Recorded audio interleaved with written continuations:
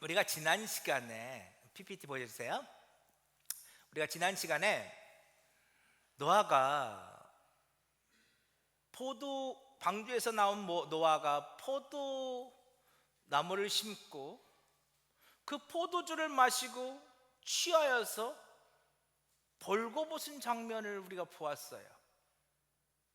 근데 우리들은 일반적으로 노아가 실수했구나, 노아가 좀 나이가 많아서 약간 좀 많이 실수했구나, 이렇게 생각했어요. 근데 이 노아의 이 장면 속에 복음이 들어 있었다고 말씀드렸어요. PPT 보여주세요.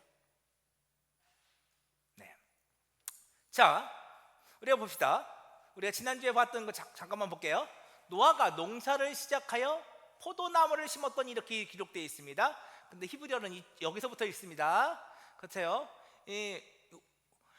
하랄이라는 나라에 시작하다, 노아가 시작했다는 겁니다. 노아가 시작했습니다. 노아가 무엇인가를 시작했어요. 근데 아다마, 그 땅에서 시작했습니다. 그 땅에서 무엇인가를 시작했어요. 무엇을 시작했어요? 여기 중요한 것, 나타 케렘, 이게 중요하다고 말씀드렸어요. 나타는 심다라고 번역할 수 있지만 가꾸다라는 단어로 번역할 수 있어요. 케렘은요, 포도나무가 아니에요. 케렘은 정원, 뜰, 포도원을 뜻하는 단어예요. 히브리어에 포도나무는 다른 단어가 있어요.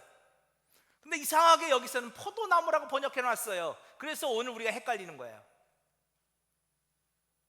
여긴 포도원이에요. 노아가 그 땅에서 포도원을 가꾸기 시작했어요. 포도원지기가 되었다는 거예요. 포도원에서 포도원지기의 삶을 살았어요.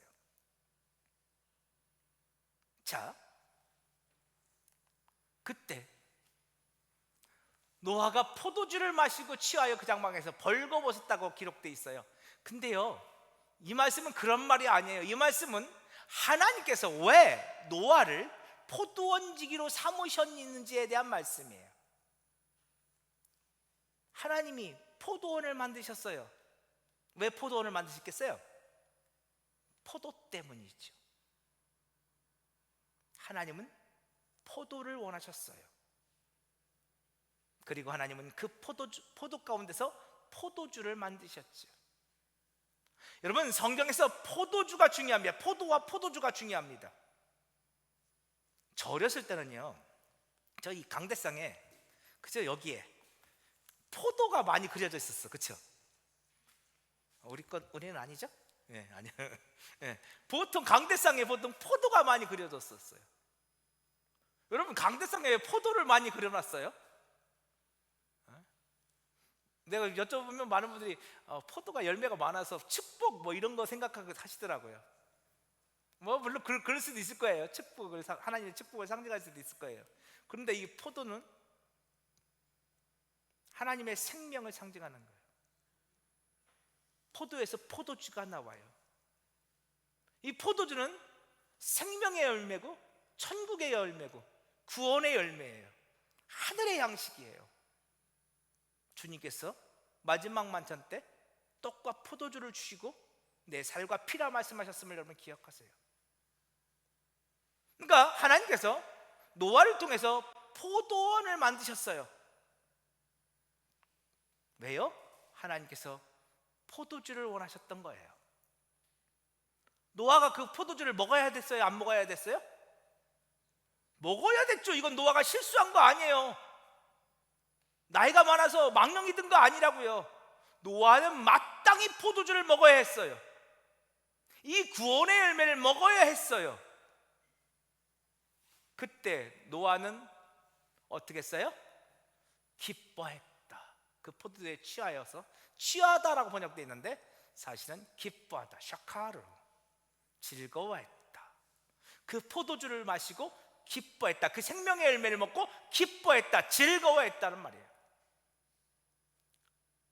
그때 그 장막 안에서 벌거벗는 일이 발생했어요. 두 가지 의미로 해석할 수 있어요. 노아가 벌거벗었다라고 해석할 수도 있고요, 하나님께서 벌거벗었다라고 말할 수도 있어요. 이런 벌거벗었다고 우리 지난번 봤죠? 히브리어 가라라고요. 근데 저는 그 뒷부분이 저한테는 더 맞는 것 같아요. 오늘 본문에 하나님이 자신을 드러내신 거예요.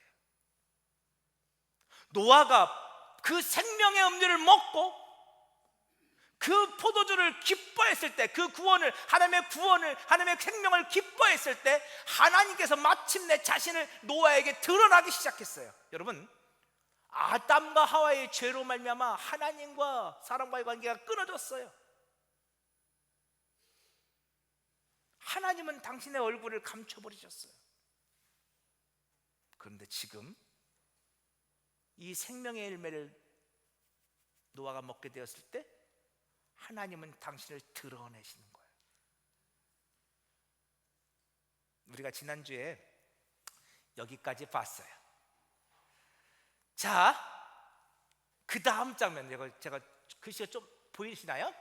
자, 그 다음 장면을 그냥 간단하게 여기 다 써봤어요. 자, 보세요. 대략적인 내용을 한번 봅시다. 그때 함이요, 함, 노아의 둘째 아들이죠. 노아의 둘째 함이, 근데 여기는 가나안의 아버지 함이라고 써 있어요. 자, 가나안과 연관이 되어 있어요. 함이 그 아버지 하체를 보았어요. 그랬을 때 밖으로 나가서 두 형제에게 알려요.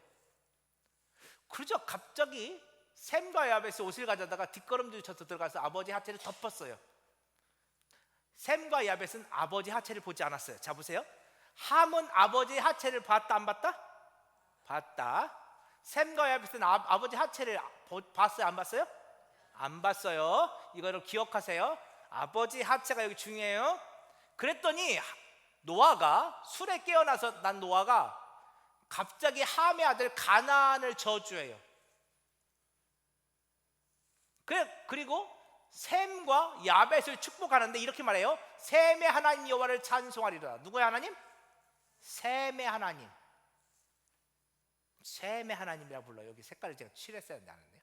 셈의 하나님. 그러면서 가나안은 셈의 종이 될 것이다.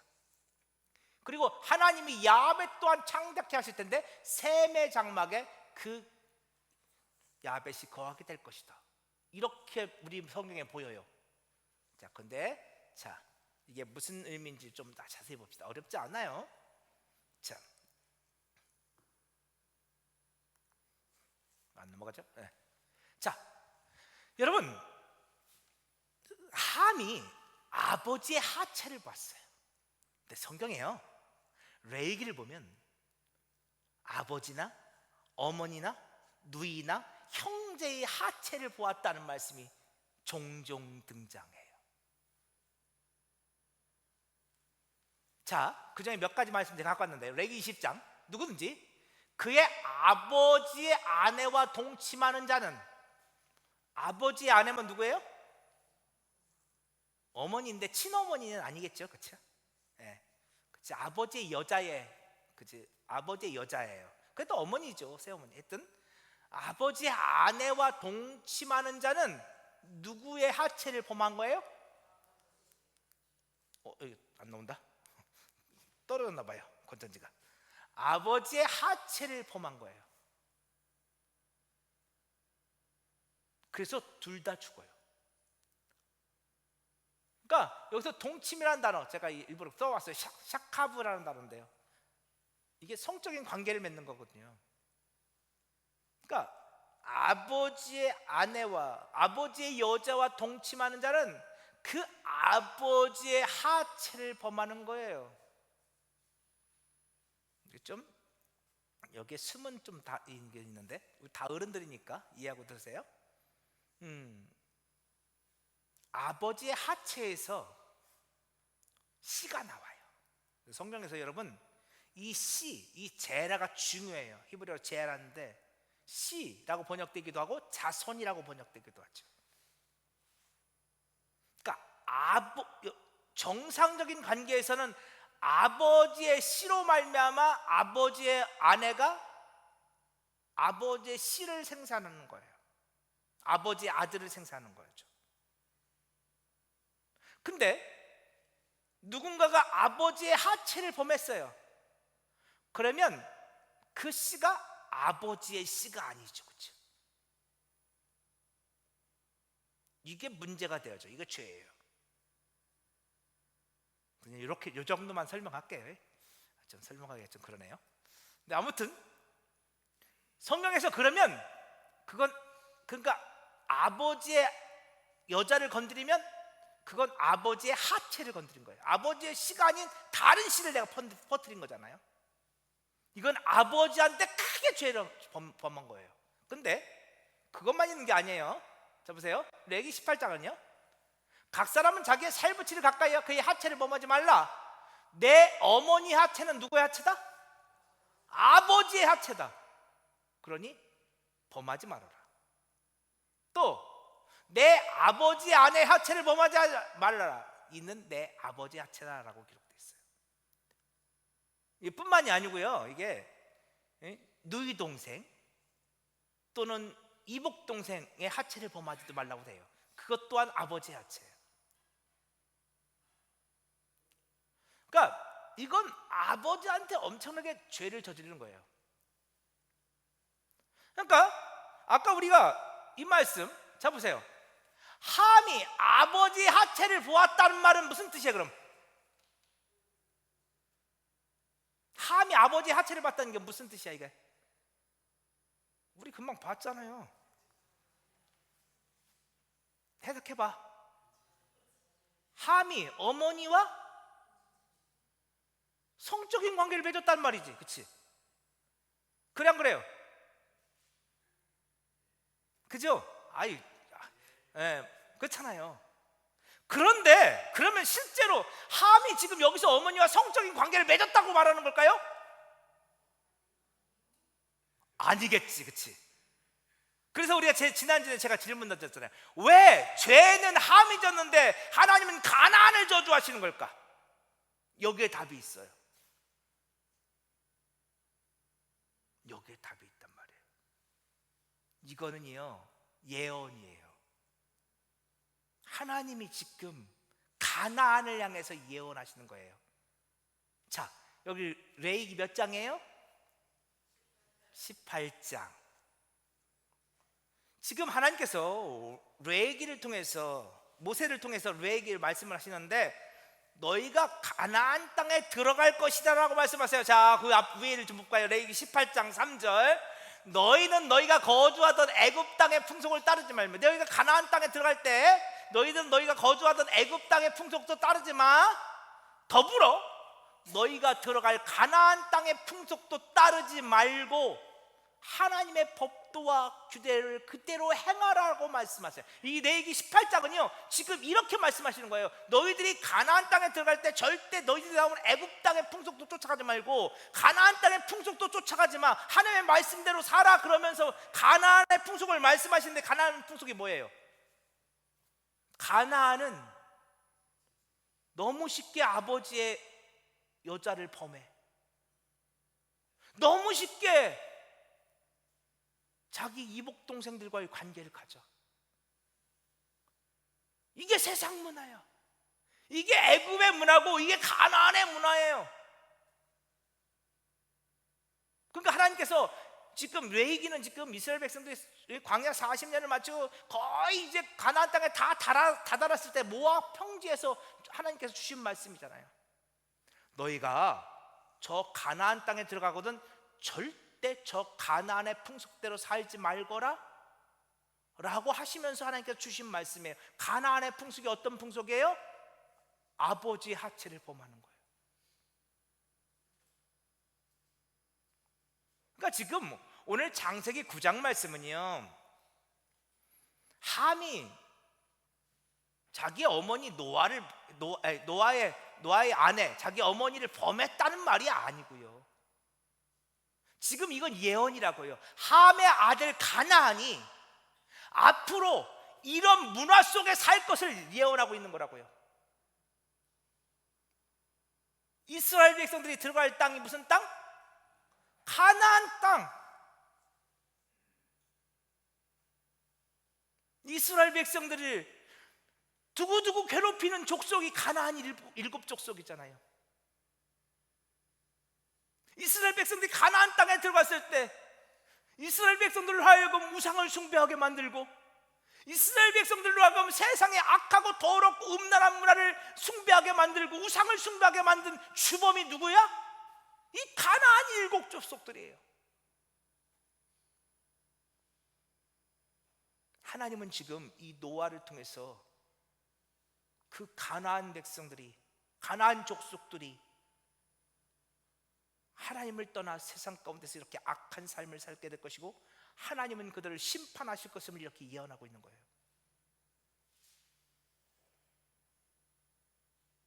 그래서 하나님은 지금 가나안을 저주하게 하시는 거예요. 또 하나의 예언이 숨어 있어요. 자, 이건 봤고요.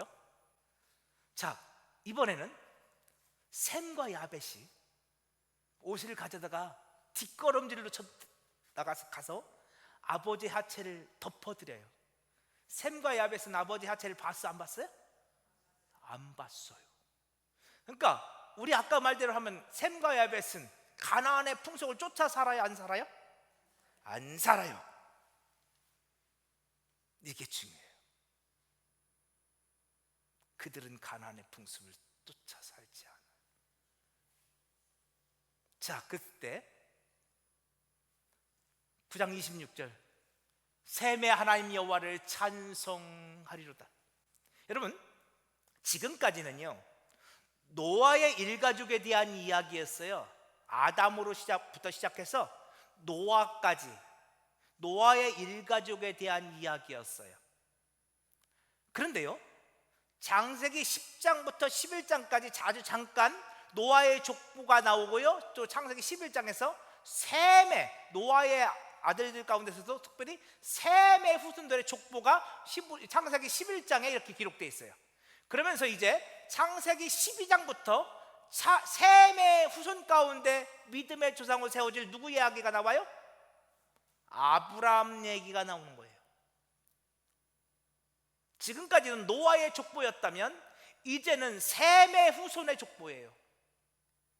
그 셈의 후손 가운데 노아가 있고 이삭, 야곱, 요셉이 있고, 그 셈의 후손 가운데 모세가 있고 다윗이 있고, 그 셈의 후손으로 궁극적으로 누가 오셔요? 예수님이 오시죠. 그래서 창세기 11장 10절 보세요. 셈의 족보는 이러하니라 그러면서 아브라함과 해서 쭉 나와요. 이거. 근데 17장 7절 보세요. 내가 내 언약을 나와 및 내 대대 후손 사이에 세워서 영원한 언약을 삼을 것이다. 내가 내 언약을 너와 내 대대 후손, 지금 너가 누구예요? 셈의 후손들이에요. 하나님이 셈의 후손들 가운데서 언약을 세우는데 그 언약은 영원한 언약이에요. 그래서 이제 내가 너와 내 후손의 셈의 후손의 하나님이 될 것이다. 그리고 이런 말씀해요.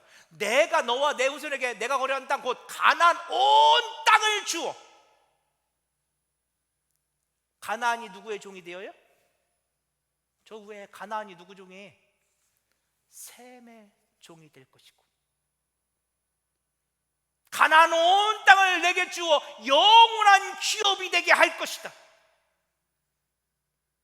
하나님은 지금 셈의 후손, 그 이스라엘 백성들이 셈의 후손인 거예요. 사실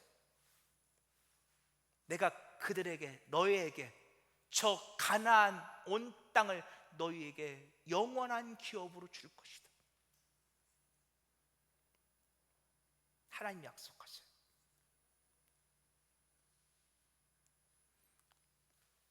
그러니까 하나님께서 지금 이 가나안을 저주하는 이 이야기와 셈을 축복하는 가운데 복음을 담고 계시죠. 그리고 27절 하나 있어요. 마지막에 다 끝났어요. 하나님이 야벳을 창대하게 해서 셈의 장막에 거하게 하시고 라고 써있는데, 이게 조금 번역이요, 그러니까 여기 이게 신학자들마다 번역이 조금 논란이 있어요. 도대체 하나님이 야벳을 창대하게 하셨다는 것까지는 알겠는데 셈의 장막에 거하게 하시고 그랬는데, 이게 우리가 얼핏 볼 때는 누가 셈의 장막에 거하는 것 같아요? 야벳이 셈의 장막에 거하는 것 같죠, 그렇죠? 그래서 어떤 신학자들은 이 야벳이 셈의 장막에 거한다. 그래서 이렇게 말해요. 야벳은 지금의 그리스, 그치, 로마, 이 지중해 이 북쪽에 있는 이 백인 족속들을 흔히 말하잖아요. 그러니까 야벳이 셈의 장막에 거한다는 것은 신약 시대에 사도 바울로 말미암아 이제 이 유럽 가운데 복음이 증거되어져서, 그래서 그들이 교회 공동체 안으로 들어오게 될 것이다 라는 것을 예언하고 있다라고 말씀하시는 신학자들이 있어요. 이건 지금 그걸 얘기하는 거다. 근데 저는 이 두 번째가 더 맞는 것 같아요. 하나님이 야벳을 창대하게 하시고 하나님이 셈의 장막에 거하셨다. 그러니까 여기서 주어가 하나님이라는 거예요. 하나님. 자, 하나님이, 여기서 하나님은 예수 그리스도를 말하죠. 예수 그리스도께서 셈의 장막, 교회 공동체 안으로 이제 들어오셔서 그분이, 예수께서 오늘 우리의 거처가 되어주신 그 놀라운 것을 예언하고 있는 거예요. 그래서요, 자, 우리 예전에도 제가 몇 주 전에 하나님의 처소 교회에 대한 말씀을 주일날 나누면서 말씀을 봤는데, 하나님께서 이스라엘 백성들을 애굽에서 탈출시키는 이유가 뭐예요? 자, 보세요. 내가 이스라엘 자손 중에 거하여 그들이 하나님이 되리니 그들은 내가 그들이 하나님 여호와라서 그들 중에 거하려고 그들을 애굽 땅에서 인도해낸 줄을 알리라. 하나님이 왜 이스라엘 백성들을 애굽에서 탈출시켰어요? 내가 이스라엘 백성들 안에 거하려고, 나의 처소 삼으려고. 하나님은 당신이 거하시는 처소 삼으려고 이스라엘 백성들을 애굽에서 탈출시켰어요. 그거와 마찬가지로 하나님께서 저와 여러분을 죄와 사망 가운데 구원하신 이유가 뭐예요? 하나님의 처소 삼으려고. 그게 우리가 많이 보았던 하나님의 성전, 하나님의 교회라고 말씀드렸잖아요. 하나님의 처소된 교회. 하나님께서 오늘 우리를 구원하신 이유는 분명해요. 하나님은 오늘 우리 안에 거하기를 원하세요.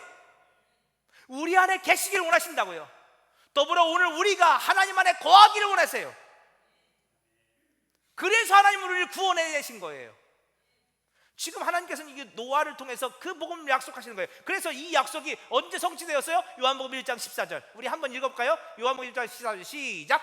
말씀이 육신이 되어 우리 가운데 거하심에 우리가 그의 영광을 보니. 여러분, 여기서 거하심이라는 단어가 스케노우른 단어인데요, 이게 천막을 치다 이런 뜻이에요. 하나님께서 우리 가운데 천막을 치셨어요. 하나님 대신 그분이 우리 가운데 천막을 치셨다니까요. 그게 주님의 이 땅에 오심이에요.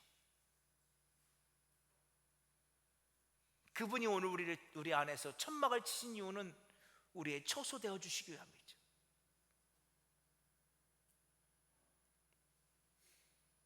하나님께서 노아에게 약속하셨던 그 예언하셨던 그 말씀이 예수를 통해서 온전히 성취되어지고 있는 장면이죠.